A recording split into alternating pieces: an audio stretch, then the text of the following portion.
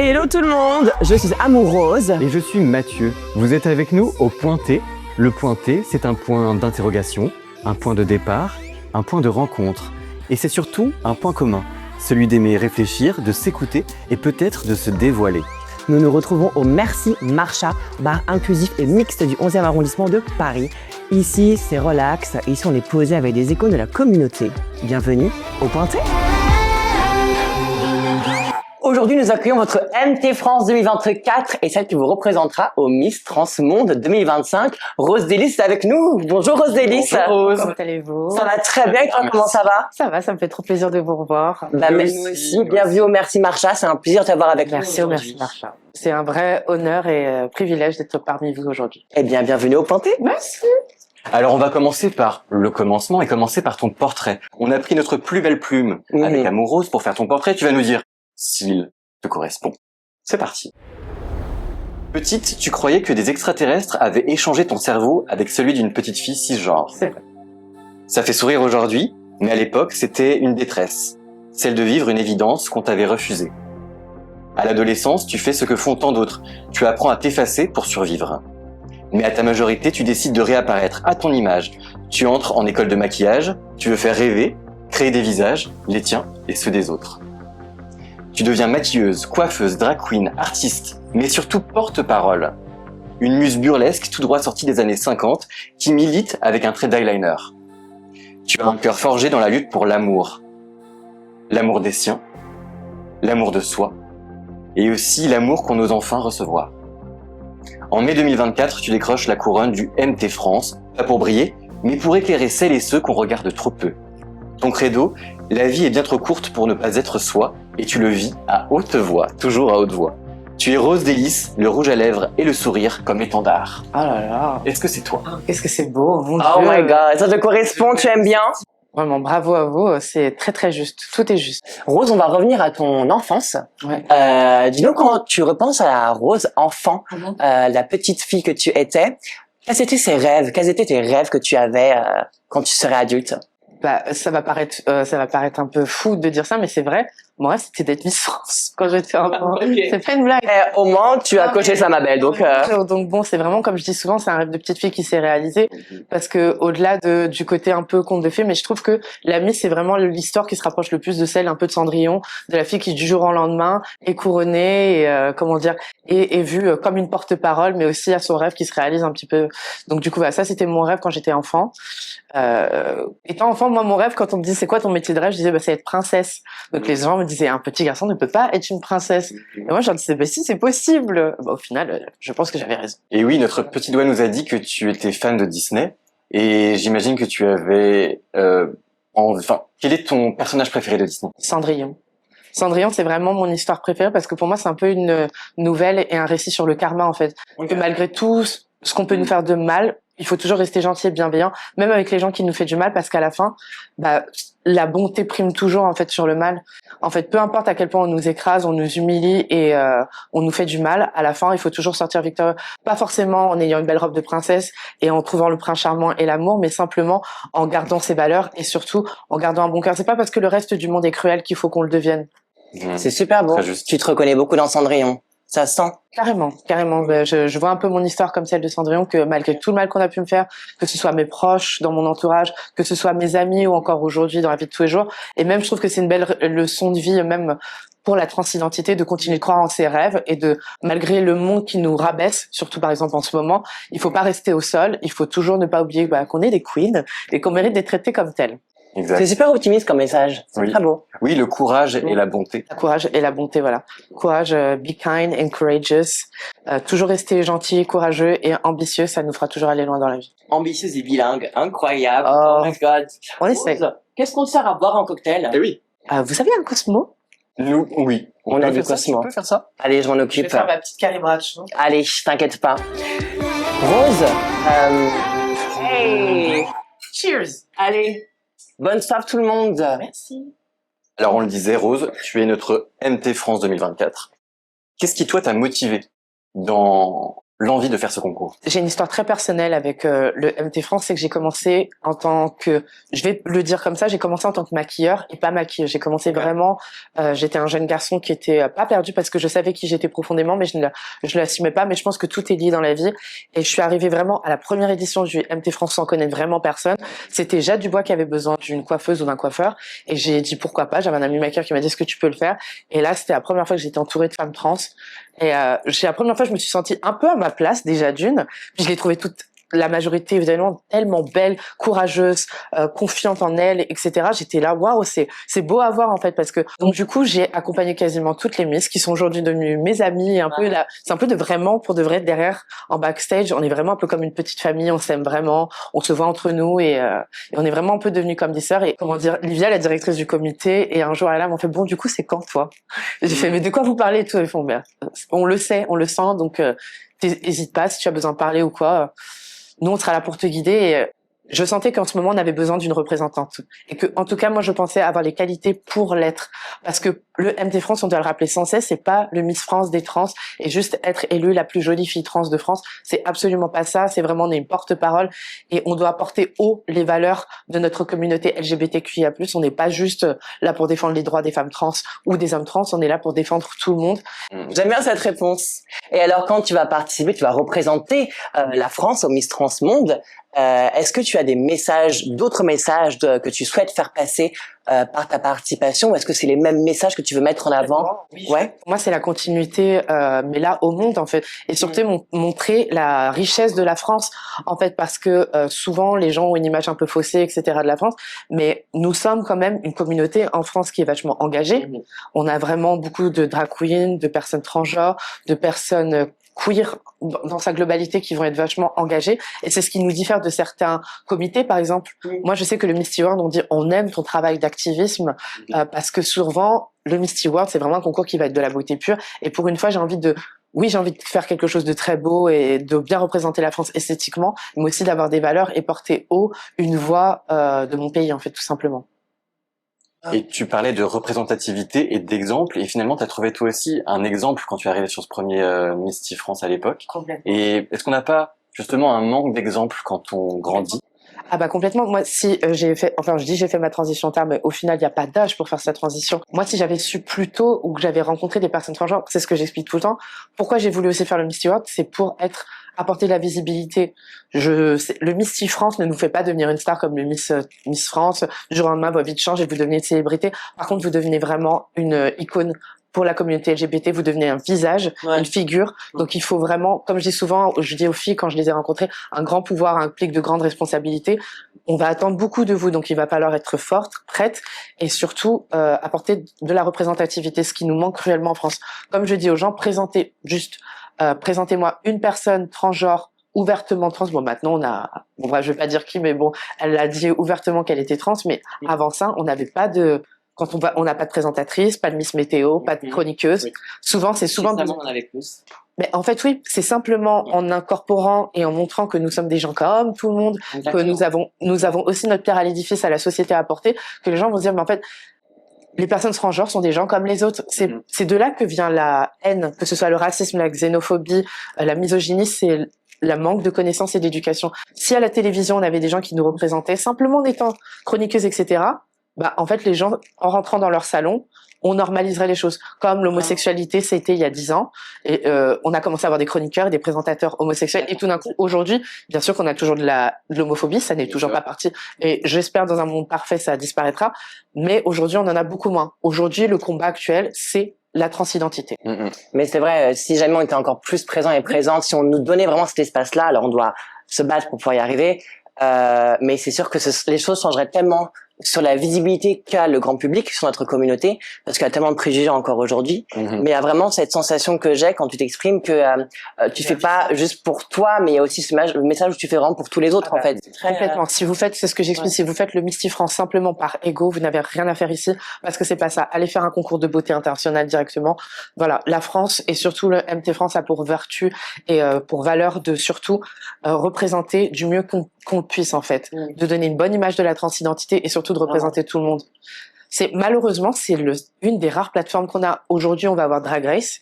où on va avoir des femmes transgenres Mhm. et le MT France. Mais moi, à part ça, je trouve pas qu'on ait tant de possibilités et de visibilité. Mais petit à petit, l'oiseau fait son lit, on y arrivera. Totalement. Et ce qui est beau avec ce genre d'outils qu'on utilise maintenant, ce genre de podcast, c'est aussi pouvoir mettre en avant qui nous sommes et pouvoir montrer davantage à un plus grand public La richesse de notre qui nous sommes, nos combats et les messages qu'on a à transporter avec nous. Complètement. Donc vraiment, ouais. Montrer qu'on n'est pas simplement, on n'est pas là pour faire simplement, comment dire, être des plantes vertes dans le climat et comment dire dans l'espace. On est là, on a une vie, on a une voix et on a le droit de l'exprimer. Et montrer une diversité aussi, parce que c'est vrai qu'on montre la transidentité juste pour la transidentité, et en fait c'est ce que tu dis, montrer qu'il y aurait des personnes trans partout, parce qu'il y en a partout, ce serait montrer que vous êtes avant tout des personnes. Exactement, on est des êtres humains et même au-delà de la transidentité, montrer aussi le spectre qui est très riche, que ce soit la non-binarité, etc. Montrer qu'il y a plusieurs facettes et que dans le monde, tout n'est pas tout noir ou tout blanc, il y a aussi des gris, il y a aussi des roses, il y a aussi du bleu et qu'il faut justement pas avoir peur d'être différent. Justement, c'est notre différence qui fait notre richesse. Exactement. Et c'est ce qui C'est super beau. J'adore ce genre de message. C'est très positif, humaniste. C'est très voilà, tout le monde un peu dans le même bateau. C'est très beau. Où les gens comprendront que la richesse de notre société et de notre monde, c'est la diversité. On aura compris que justement les richesses de culture, de nourriture, de musique, etc., qu'il y a différentes couleurs de peau, orientations sexuelles et des genres différents. Ça fait la richesse de notre communauté et de l'humanité en général. Ça fait notre richesse et ça fait aussi notre force. Oui. Quand on parle un petit peu d'amour, parce que là on parle de tellement de choses différentes, oui, pour toi, c'est quoi être aimé aujourd'hui? Est-ce qu'il y a une force aussi dans le fait d'être aimé? Comment tu définis l'amour aujourd'hui? Être aimé, je pense que ça passe par le respect aussi, simplement. Et l'amour vient de tout. Elle vient de notre voisin, de notre meilleur ami, de notre sœur, notre frère, notre mère. Et l'amour n'est pas que charnel ou alors, comment dire, fusionnel avec une femme ou un homme ou peu importe. L'amour, il peut venir de tout. Et surtout, moi, je pense que ça passe par le respect. Exactement. Le respect, c'est l'amour. À partir du moment où on manque de respect aux gens qu'on soi-disant on aime, c'est qu'on ne les aime pas réellement. Aujourd'hui, depuis longtemps, mais aujourd'hui on le constate de plus en plus dans nos sociétés, être une personne trans, être une femme trans et être sur le marché du dating, être chercher à être en couple, c'est compliqué. On a des difficultés qui sont très différentes des femmes cisgenres. On est fétichisé, on est parfois insulté. Pour toi, c'est quoi les grands problèmes qu'on rencontre majoritairement sur ce monde du dating et comment on pourrait un peu y faire face? Alors là, je vais parler vraiment de mon cas, en tout cas en tant que femme transgenre, et de ce que je pense dans la globalité, on ressent toutes à ce niveau-là, c'est qu'en fait, il y a une double peine parce que il y a la transphobie, mais il y a aussi le fait de pointer les hommes qui peuvent être attirés par une femme trans du doigt, donc du coup qui ne puissent pas l'assumer. Parce qu'il y a beaucoup d'hommes qui pourraient être attirés par une femme transgenre, mais qui se sentent culpabilisés, et parce qu'il y a un manque de représentativité des femmes transgenres en France. Donc du coup, forcément, les gens ont toujours une image que être un homme qui est attiré par une femme transgenre est forcément homosexuel ou bisexuel, etc. Alors que pas du tout. On rencontre de gros problèmes parce que on a le jugement en tant que personne transgenre. Les hommes qui sont attirés par nous sont jugés, et évidemment le grand sujet de la fétichisation en général, où on est vu simplement comme des objets comment dire, avec lesquels on peut s'amuser, mais pas des gens qu'on l'on puisse aimer et assumer publiquement. Souvent, je dis, on est souvent l'autre femme, on est celle avec qu'on va faire rêver, on va pouvoir nous aimer, mais toujours en cachette. Et à partir du jour où on l'assume, on va nous juger de nous et aussi la personne avec qui on partage notre vie. Est-ce que tu penses que c'est majoritairement lié au fait que les hommes sont culpabilisés, du coup, du fait d'être attirés par... Okay. Franchement, oui. Je pense juste que si les gens, la société acceptait mieux les femmes transgenres et savait qui nous est, et les hommes trans, oui, voilà, là je parlais en tant que des femmes trans, mais ce serait beaucoup plus simple parce que voilà. Mais j'ai l'espoir un jour que quand tout ça sera passé, que notre combat entre guillemets sera acheminé, un jour sortir avec une femme transgenre, ce sera symbole pas richesse mais richesse sociale d'être avec une femme trans, et qu'on soit vu un peu comme c'est les Aztèques ou alors c'est les Amérindiens. Chez les Amérindiens, c'est jamais honnêtement. À l'époque, être avec une personne transgenre, c'était vraiment signe de grande richesse. Et aujourd'hui, j'espère qu'un jour ça viendra. Moi, je pense que ça viendra. I hope so. Ça va venir. J'espère. Tu nous parlais des concours de beauté et du concours auquel tu as participé. Et c'est vrai que les concours de beauté ont une image de ringard, pas du tout féministe. Et qu'est-ce que tu répondrais à toutes ces personnes qui ont une mauvaise image du concours de beauté et du concours Miss France? C'est vraiment en France qu'il y a ces visions-là, parce que dans d'autres partie du monde, c'est exactement. C'est vraiment ancré dans la culture. Ouais. Les gens voient ça comme une compétition, un art vraiment où par exemple on va aller en Philippines, en Thaïlande, au Vietnam, où les filles dès l'âge de 10-11 ans sont entraînées. Pour eux, c'est vraiment comme un sport national chez eux et c'est vraiment une fierté. Alors que nous, on pense que juste faire des concours de beauté, c'est sois belle et tais-toi. Souvent, ce que j'explique, c'est que c'est un concours de beauté, mais beauté inclut pas seulement la beauté physique, mais intérieure. Comme je dis franchement, sérieusement, dans un top 5, on va avoir celles qui vont avoir la plus belle aura, le plus joli physique, les plus belles robes, les plus belles coiffures, la meilleure démarche. Ça fait vraiment partie des concours de beauté. Mais les 50 autres pourcents, ça va vraiment être ce qu'on va dégager, notre discours et nos valeurs. Là, les gens l'ont oublié souvent. On voit, les gens se disent, mais pourquoi c'est pas la plus belle qui a gagné, etc. On n'est pas là pour être la plus belle, ça n'a aucun intérêt. Surtout que la beauté est tellement variable d'une personne à une autre. On peut pas vraiment définir. On peut représenter et reprendre les codes de beauté et les standards actuels. Mais franchement, qu'est-ce que c'est la beauté? Moi, je pense que c'est surtout des valeurs et porter haut et fort les couleurs, que ce soit d'un drapeau, que ce soit le drapeau de la France ou celui du drapeau transgenre. Ou les deux. Mais et les deux exactement. Et quand tu dis porter haut et fort ces messages-là, est-ce qu'au final c'est pas en fait féministe, ou voire super féministe en fait? Complètement. C'est l'inverse de ce que ces gens pensent justement. Dire que les concours de beauté est l'endroit où on va retrouver le plus de féminisme, je dirais pas oui, mais par contre c'est complètement une forme de féminisme parce que malgré tout on va devoir reprendre les codes du patriarcat en général. Surtout les concours de beauté trans vont attendre de nous un cispassing extraordinaire et qu'on puisse représenter et se fondre dans les carcans des concours de beauté classiques. Mais les choses changent.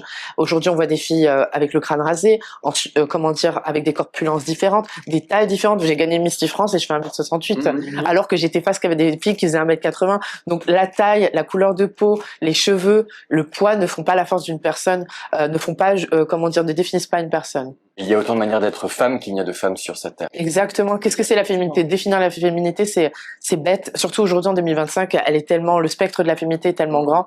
Qu'est-ce que ça veut dire aujourd'hui être une femme? L'humanité tout court en fait. Et totalement, c'est cette idée qu'on a en tant qu'être humain de mettre des gens dans des cases et c'est quelque chose qu'on brise. Et tu disais que les gens s'étonnaient de voir cette personne ou cette personne gagner et je crois qu'il y a eu une petite polémique sur la gagnante du MT France 2025. Combien de temps? 2025? On est en 2025. I know, le temps passe tellement vite. Alexia Sarda qui a gagné. Tout le monde se pose la question. Je la trouvais pas assez valide.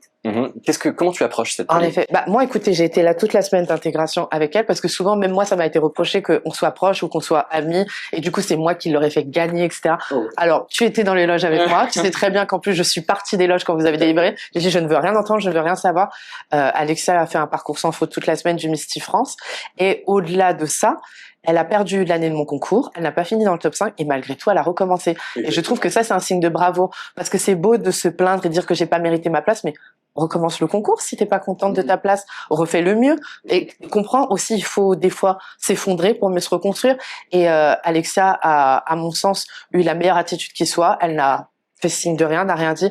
Et je lui ai dit, de toute manière, je l'avais prévenu quand tu as gagné, attends-toi à ce que les visages changent, parce que tout le monde t'adorait là, maintenant que tu as gagné, toutes celles avec qui tu étais, on a vu leur vrai visage, comment elles ont parlé, j'ai été horrifiée, j'ai entendu les messages qu'elles envoyaient sur elles, mais moi ça m'a fait du mal parce que c'est une jeune fille de 24 ans qui a son rêve qui se réalise, elle vit son conte de princesse, sa mère elle était en pleurs au téléphone, elle me remercie, elle me dit vraiment merci d'avoir, soutenu Alexia parce qu'elle avait pas confiance en elle, etc.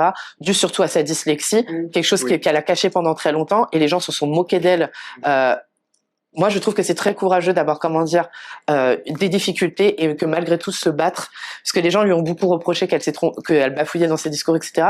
Être dyslexique et se présenter devant tout le monde, c'est déjà un grand courage en soi. Et c'est une forme aussi de représentativité qu'on peut être transgenre, être dyslexique et malgré tout réaliser ses rêves. Exactement. Et je l'ai vu pour l'avoir vue et l'année d'avant et cette année, elle était venue avec des valeurs et là cette année elle est venue avec encore plus d'envie de se battre, de défendre encore d'autres combats. Et c'est génial. Moi, j'ai été surprise, vraiment, ce n'est pas parce que j'appréciais Alexia aujourd'hui et qu'on est aujourd'hui amis. J'ai vu vraiment une femme qui a évolué, qui a grandi, qui a réfléchi, qui a mûri, qui a fleuri même. J'ai vraiment vu ça parce que c'était le jour et la nuit pour moi. Par contre, encore aujourd'hui, je pensais qu'elle serait dans le top 3, je ne pensais pas qu'elle gagnerait. Mais elle a gagné par elle-même et par les juges.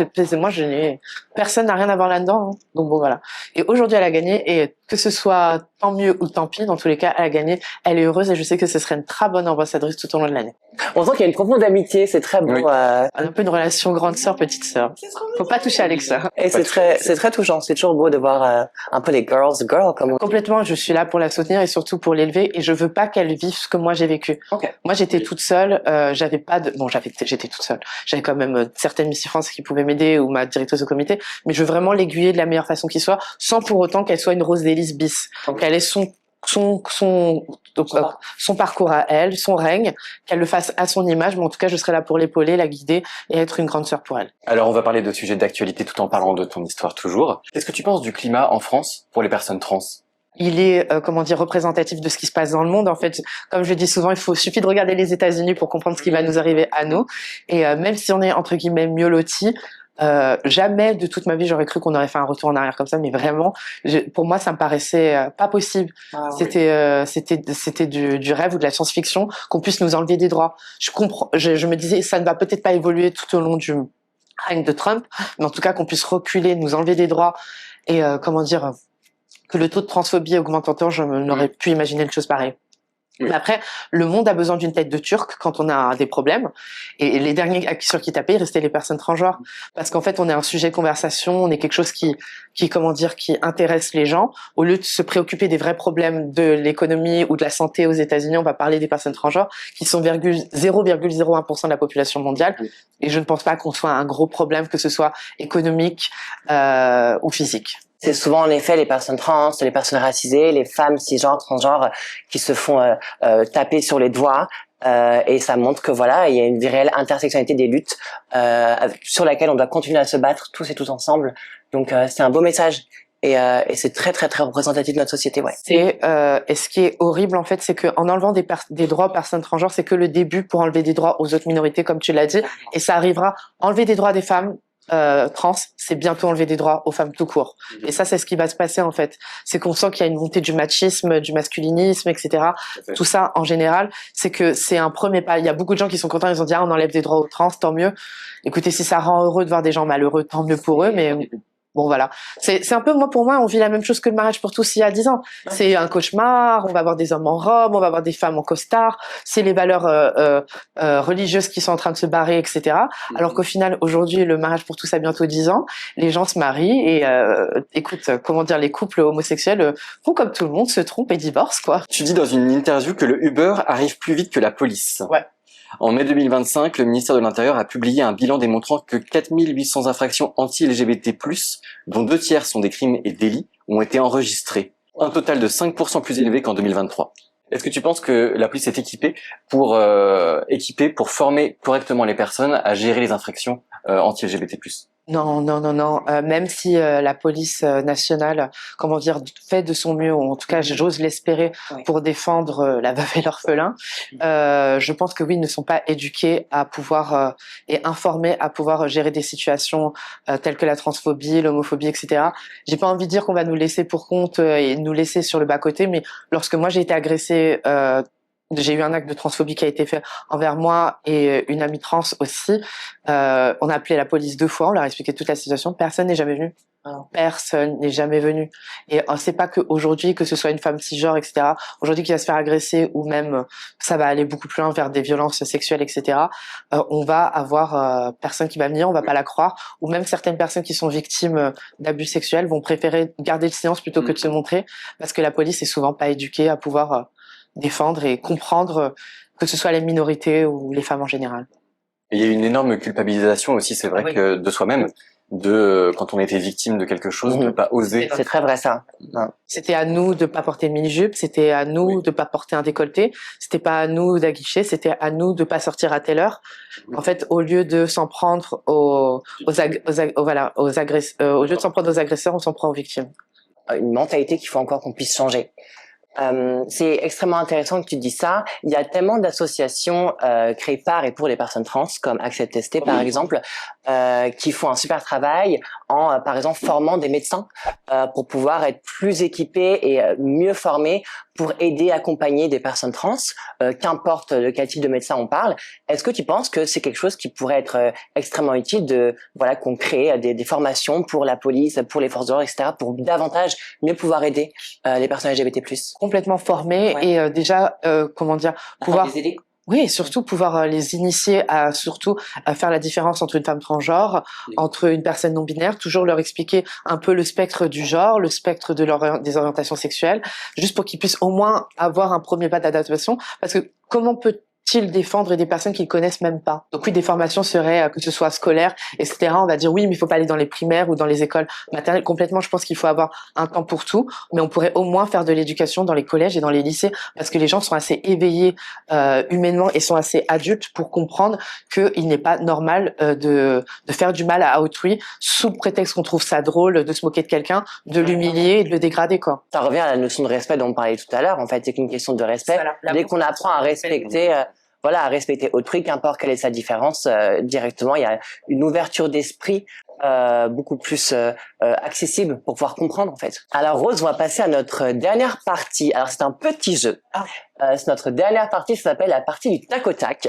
Alors ça va être un exercice un petit peu complexe, mais on compte sur toi. Tu vas y arriver. On va te poser des questions, plusieurs questions à la chaîne, et tu vas avoir un temps instantané pour y répondre avec une phrase très courte ou un mot. Le but, c'est que tu puisses y répondre de la manière la plus rapide possible. Et tu auras de tout au niveau des questions. Ça marche? Oui, tiens-toi prête. Ok. Quelle est ta destination de rêve? Le Japon. Une princesse dans laquelle tu t'identifies. Cendrillon. Rouge à lèvres mat ou satiné? Satiné. Quel est ton plus grand regret? De ne pas avoir commencé ma transition plus tôt. Quelle est ta plus belle victoire? D'être moi-même. Tu préfères qu'on te voit porter des claquettes avec des chaussettes ou des ballerines avec des chaussettes? Oh my god. Ballerines. Ils ont fait un peu fier, j'ai pas Ballerines chaussettes. Ballerines chaussettes, ok. Une personne qui t'inspire? Dita 26. 12 ou 22 cm? On parle de chaussures, n'est-ce pas? On parle de ce que tu veux. 12. Très bien. On parle donc de talons. De talons, oui. Une couronne que tu convoites? Celle de Misty Ward. Un mot pour décrire la Rose de 10 ans. La Rose de 10 ans, pleine de rêves. Un mot pour décrire la Rose de 80 ans? Accomplie. C'est quoi ton pire défaut? Partir au quart de tour. Et ta plus belle qualité? La gentillesse. Un conseil pour les personnes trans en début de transition? Soyez forts et fortes et patients. Quelle est la vérité qui te dérange mais que tu acceptes, Rose? Que je ne serai jamais une femme cisgenre. Et enfin un rêve? Un rêve, être heureuse. Et la dernière question, quelle est la question qu'on ne te pose jamais en interview et que tu aimerais qu'on te pose? Et quelle en serait la réponse? J'aime vraiment qu'on inclue surtout le fait que les personnes transgenres aussi font partie du féminisme, et j'aimerais bien parler un peu plus de féminisme, mais vous l'avez fait aujourd'hui. Ouais, c'est quelque chose qui me tient à cœur, moi. Moi, c'est une réalité que j'ai acceptée. Je ne serai jamais une femme cisgenre, mais ça n'enlève pas que j'en suis une femme et que les femmes transgenres sont des femmes. Elles font partie du spectre féminin. Souvent, les gens nous disent tu ne seras jamais une vraie femme. Si par là vous voulez dire que je n'aurai jamais, mes menstruations et que je ne pourrai jamais porter d'enfant et que je suis née homme, c'est une réalité. Mais pour autant, je suis une femme. Je ne serai jamais une femme cisgenre, mais en tout cas, je me considère comme femme et je fais partie du spectre féminin et ça me suffit. C'est génial. C'est génial. Super réponse. Merci beaucoup pour tes réponses. Merci à vous de m'avoir accueilli. Merci Marsha, en effet, de nous avoir accueillis. On vous informe que les inscriptions pour le MT France 2026 sont ouvertes. Elles peuvent être réalisées jusqu'au 31 décembre 2025 sur le site mtfrance.org. Donc c'est un concours ouvert pour les hommes trans et les femmes trans. Merci beaucoup Rose encore une fois. Merci à toi Mathieu. Bravo pour votre professionnalisme. Merci à toi. De rien. Et on trinque, à quoi tu veux trinquer? Exactement. À l'amour. À l'amour. À l'amour. Allez à l'amour Rose. Hop là. On s'est pas regardé. À l'amour et à l'amour. À l'amour. Partagez ce podcast, laissez un j'aime, laissez plein d'amour en commentaire, partagez vos victoires également et brillez. C'est comme ça qu'on vit au Pointé.